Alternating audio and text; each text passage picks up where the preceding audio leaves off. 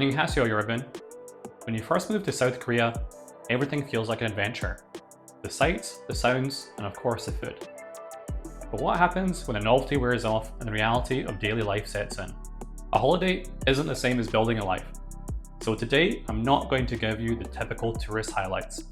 Instead, I'm going to give you a reality check on what it's like living as a foreigner in South Korea.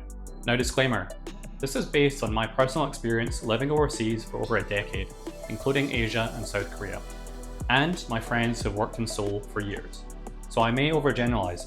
Everyone will have their own experience. So, if you'd like to add something or think I got something wrong, mention it in the comments. But before you pack your bags, let's dive into the reality that hits the hardest. Firstly, how big a deal is the language? Especially if you're planning on living there like I did long term. So let's talk about the Korean language.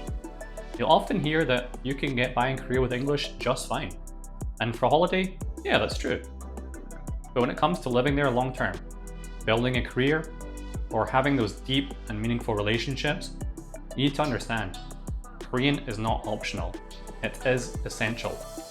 Outside of teaching English, or very specific roles in international firms like tech or finance, many jobs will require at least intermediate Korean. And it's not just work. When socializing and trying to make Korean friends, it's the difference between being on the outside versus being on the inside. Without the language, you miss the jokes, the cultural nuances, and the everyday interactions that bond people and make you feel included. You're basically locked out of the true, authentic side of South Korea.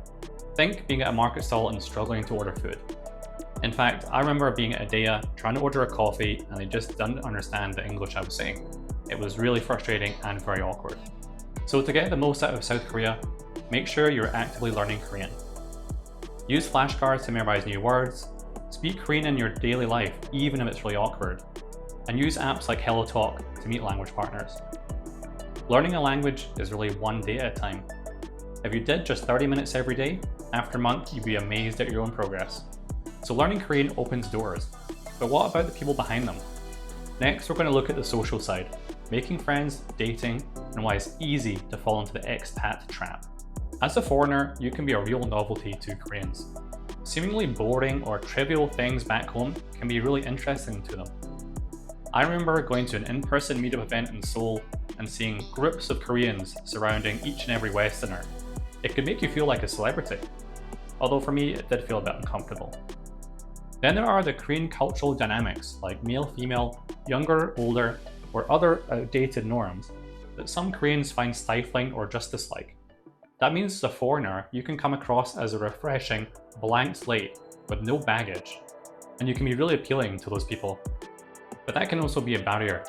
It can be easy to make many casual acquaintances, but much harder to make those deep, lasting friendships. If you don't understand, immerse, and even adapt to some Korean ways, there will always be a gap that make it much harder to build those friendships.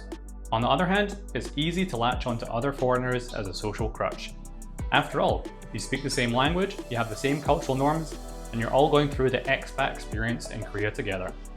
So it can be very easy to spend every evening at your favorite pub until the early morning. But these relationships can be equally superficial. Now, this doubly applies to dating. I could make a whole video on this, but I'll keep it short. If you're dating a Korean, the differences in your cultures can be really exciting and refreshing at first. But that doesn't translate to a real and meaningful connection. And as the relationship gets more serious, the lack of common values and the challenges of Korean culture, wedding, and families can make it really clear you two aren't on the same page. So what's the solution to the challenges of making friends and dating in South Korea? Well, it's fairly simple. It means prioritizing people that you share common values with and that support you through your ups and downs. Doesn't matter where they're from or what language they speak. And those common values could be anything from sports to volunteering to life aspirations. And it also means adapting to some parts of Korean culture, being flexible and being thoughtful as well. So for me, that meant spending less time at the pub with foreigners, which is always the easiest option for me, and spending more time sober in Seoul, exploring art galleries, having a great coffee, or sharing a meal with people on a similar wavelength.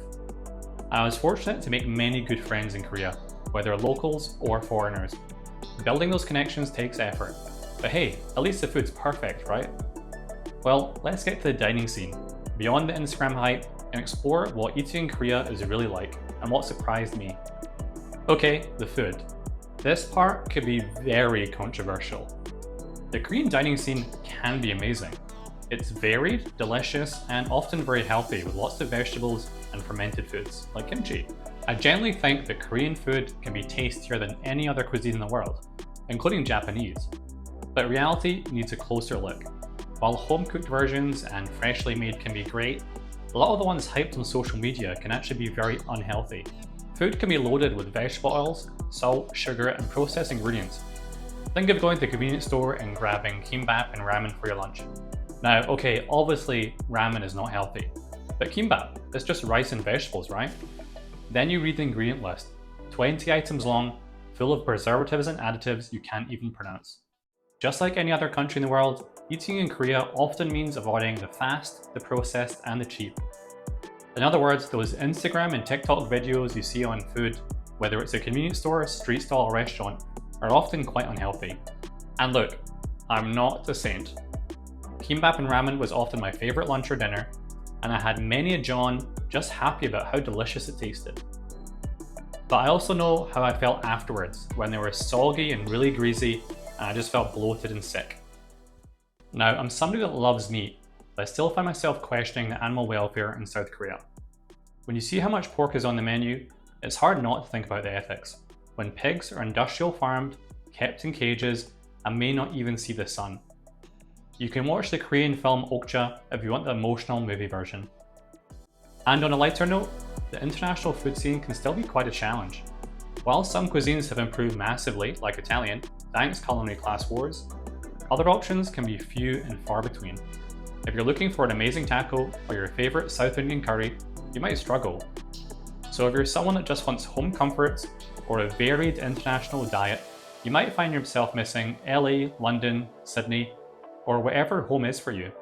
So what are my suggestions to satisfy those cravings and stay healthy? Most importantly, learn how to cook at home, so you know exactly what's going in your food and you can create any dish you want, whether it's a tasty curry or a luxurious French duck dish. And when you do go out to eat, try and prioritize those higher quality restaurants and dishes. It's not about restricting yourself, it's about prioritizing your longer term health and well-being. And look, if you still want that ramen and kimbap, go for it guilt-free. Once you've sorted out your meals, there's one final piece of the puzzle: work. Is it intense as they say, or is there a work-life balance? Let's explore the professional reality of South Korea. The motto, work hard, play hard, couldn't be more true. There's a lot of stress and pressure to achieve results and work long hours, even with the 52-hour weekly cap in place. It's not uncommon to work past 6 PM or even 8 PM when hitting deadlines. This can spill over into the rest of your life, making it hard to maintain healthy habits and hobbies, as well as nurturing relationships with your friends and family. Sometimes that can mean cancelling dinner with a friend or loved one just to grind out more hours in office. And this work-life balance can get even worse with huishik. Though less common nowadays, the culture of huishik, company dinners with heavy drinking, still exists. It's not just a social event, it's seen as an extension of the job itself. And this can make it hard to saying no to an invitation, and even if you're there, saying no to more shots of soju. Once, one of my managers got so drunk at a huishik, he fell over, hit his head, had to go to hospital, and ended up with stitches. Was it worth it? Probably not. It can also be a real shock to the system, dealing with Korean managers and culture. As it can be extremely hierarchical, sometimes you just have to do what your boss says without questioning it. Just do it is a great motto. It's also unfortunately not uncommon to face verbal abuse in high pressure environments. While it's less common for foreigners, you definitely can be shouted at or harshly criticised. It's happened to me, it's not pleasant, but at the same time, it's just kind of normal.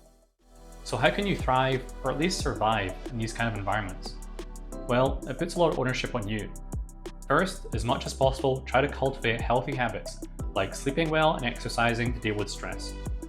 Maintain those relationships with friends and family, and try to find a job that suits you. Maybe with an international firm that's a bit more flexible, or finding a really good boss that just understands you. Of course, all of these are easier said than done. I get it. But for me, what really worked was spending less time drinking after work, and more time exercising, going for walks, and being mindful. Phew! That's the unfiltered side of working in Korea, but don't let me put you off. Let's wrap this up and why it's still a great idea to move to South Korea. And I'd love to hear what you think. So, have I scared you off moving to Korea? There's a quote I really like, which is, when you travel, you bring yourself with you. It means that traveling and moving country is not a shortcut to happiness. In fact, it's often more challenging than if you just stayed at home. However, it's also an amazing opportunity to grow and experience the world. It's to build yourself a new life that sits somewhere between your home experience and the culture that you've adopted. Navigating the complexity, the daily struggles, and eventual growth. That's what makes it so worthwhile. And there's no doubt that Korea is an amazing country, with its rich history and culture, the wonderful people, and the delicious, varied food. So if you've lived abroad, what's a reality check that you've experienced? And if you disagree with anything I said, please let me know in the comments below. I'll see you in the next one.